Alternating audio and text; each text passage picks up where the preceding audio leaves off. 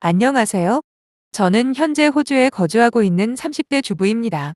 아무리 돈이 좋아도 그렇지 사람으로 태어나서 할 수 있는 행동이 있고 절대로 해서는 안 될 행동이 있는 거 아닙니까? 그런데 천하의 답도 없는 인간 말종이 바로 제 근처에 있었더라고요. 저는 전직 기자 출신으로 작은 언론사에서 일하고 있었고 남편은 요식업에 종사하다 만났습니다. 그러다 좋은 기회가 생겨서 호주로 이직을 하게 돼서 한국을 떠났죠. 저야 기사 편집하고 미디어 관리하는 데 장소에 딱히 제약되는 게 아니라 쉽게 결정을 했던 것 같아요. 남편과 오랜 시간 동안 친하게 지내던 셰프 한 분이 힘을 써줘서 2년 안에 영주권을 목표로 건너가게 되었는데 그때도 신우가 한바탕 난리를 부리긴 했어요. 신우는 남편보다 3살이 많습니다만 결혼은 아직 안 한 상태였어요. 솔직히 이제 와서 이야기지만 인생을 그따위로 얍삽하게 사는데 어느 골빈 남자가 데려가나 싶긴 하네요. 아무튼 신우는 저희가 한국을 떠나버리면 자기 혼자 엄마를 어떻게 모시냐면서 남편더러 무책임한 자식이라더군요. 사실 저희 시어머니는 10여 년 전 시아버지와 이혼을 하셨거든요. 사실 자세히는 말씀해주지 않으셨지만 남편에게 대강 들은 것만 해도 무조건 시아버지 쪽에 잘못이 크다고 생각해요. 잦은 외도는 물론이고 막판에는 말다툼 끝에 손까지 대셨다고 하더라고요. 그 당시 남편이 대학에 들어가는 시기였는데 자식 둘 다 성인이 되었으니 더 이상 참는 게 무슨 의미냐고 하시면서 그때 이혼을 결심하셨답니다. 물론 그전에도 몇 번이고 이혼을 하고 싶으셨대요. 하지만 그때만 해도 대부분의 재산이 시아버지 앞으로 되어 있었고 이혼하면 애들은 만날 생각도 하지 말라는 시아버지의 협박에 꾹 참고 살아오신 거죠.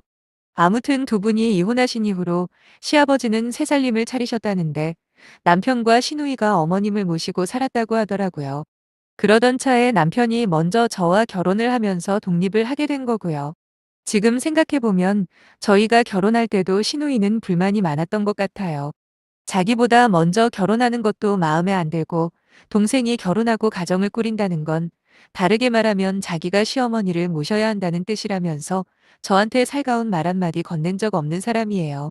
근데 웃긴 건 집도 시어머니 앞으로 되어 있고 거기다 생활비 한 푼 안 내고 있는 시누이가 과연 어머님을 모신다는 말을 할 수 있을까요?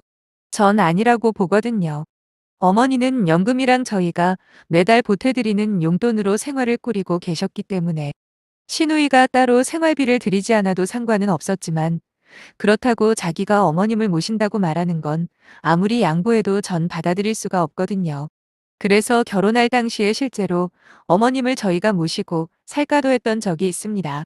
저도 어려서부터 엄마가 없이 할머니 손에서 자란 터라 시어머니랑 같이 살아도 별로 상관없다 싶었거든요. 하지만 어머니가 단호하게 거절하셔서 흐지부지 지나갔네요. 그렇게 결혼하고 2년 정도 살다가 남편과 이곳 호주에 오게 된 겁니다. 떠나올 때도 마찬가지였습니다. 혹시나 해서 어머님도 같이 가시는 게 어떠냐고 여쭤봤더니 아니나 다를까 죽어도 싫다고 말도 안 통하는 거기 가서 당신이 뭐 할 게 있냐면서 손을 내저으시더라고요. 신우는 옆에서 자기가 알아서 모실 테니 니들은 가서 돈이나 잘 보내랍니다.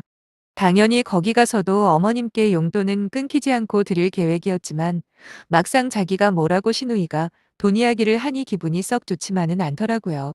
원래는 60만 원씩 보내드리고 있었는데 한국을 떠나서부터는 매달 100만 원씩 보내드리고 있었습니다. 아무래도 여기랑 한국이랑 벌이 자체가 다르다 보니 부담스럽다고 느낀 적은 한 번도 없어요. 하지만 한 달에 100만 원씩 보내는 거 이외에도 신우는 수시로 저에게 이런저런 부탁을 해오더라고요.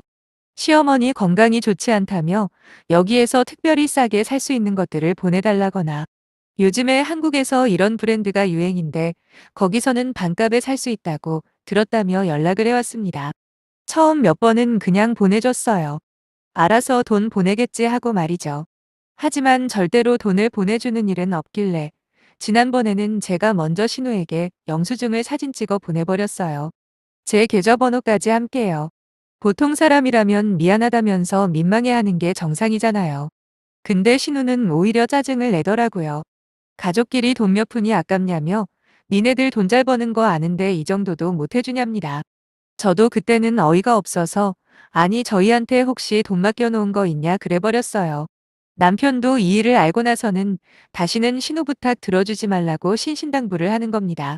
우리는 뭐 가만히 앉아 있으면 돈이 그냥 떨어지냐고요. 사실 남편이 시어머니에게 애틋한 건 사실이지만 신우하고는 사이가 좋은 편이 아니에요. 대학교도 집안 형편 생각해서 전액 장학금을 주는 곳으로 두세 단계 낮춰서 지원한 남편과는 다르게 신우는 그런 배려 따위는 아예 모르는 사람입니다. 원래 사치스럽고 남한테 과시하기를 좋아해서 남편이 신우 대학 등록금을 부담해주기도 했다네요.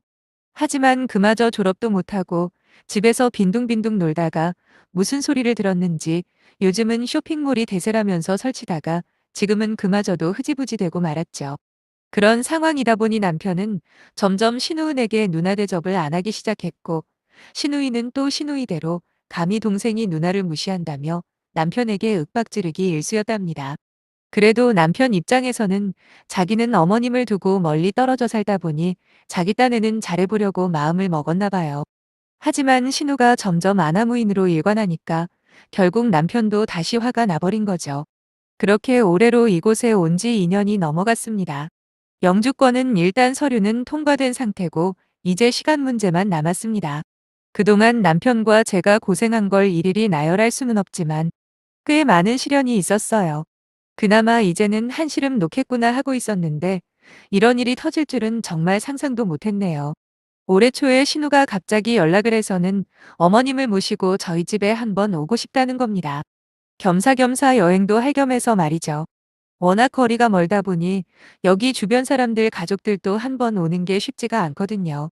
저는 오랜만에 어머님도 직접 뵙고 싶고 해서 흔쾌히 그러라고 했습니다.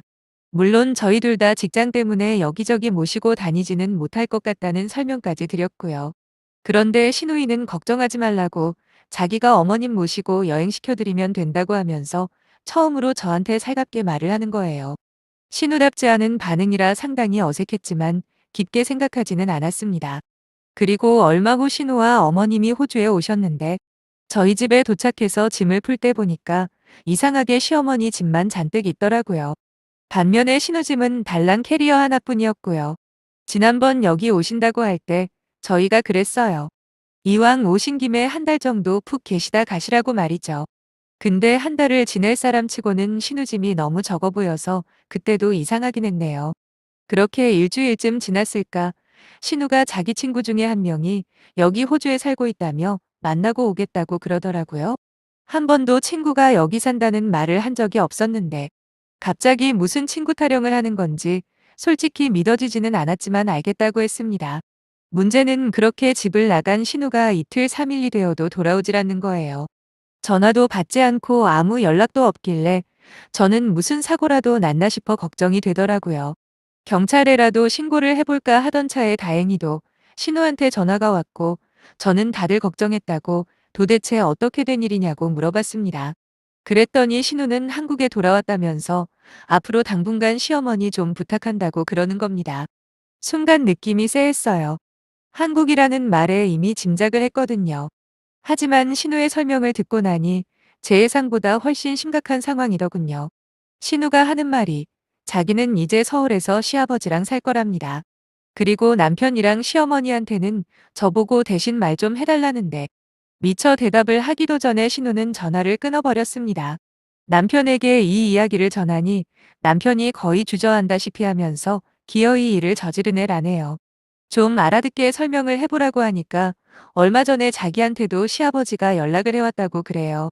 저희 결혼할 때도 얼굴 한번 안 비추고 사시는 분이 무슨 일이냐 물었더니 요즘 건강 상태가 갑자기 안 좋아졌다며 마지막 가는 길만큼은 자식들 손으로 보살핌을 받고 싶다 그랬답니다. 대신에 모든 재산은 유산으로 넘겨준다고요. 원래 재산이 좀 있으셨던 시아버지였거든요. 하지만 남편은 돈이고 뭐고 다 필요 없다고 이혼까지 해가면서 엄마랑 우리들 버릴 때는 언제고 어디 염치 없이 전화질이냐고 소리 지르며 화를 냈고 앞으로 죽을 때까지 남남처럼 살자고 하면서 전화를 끊었대요.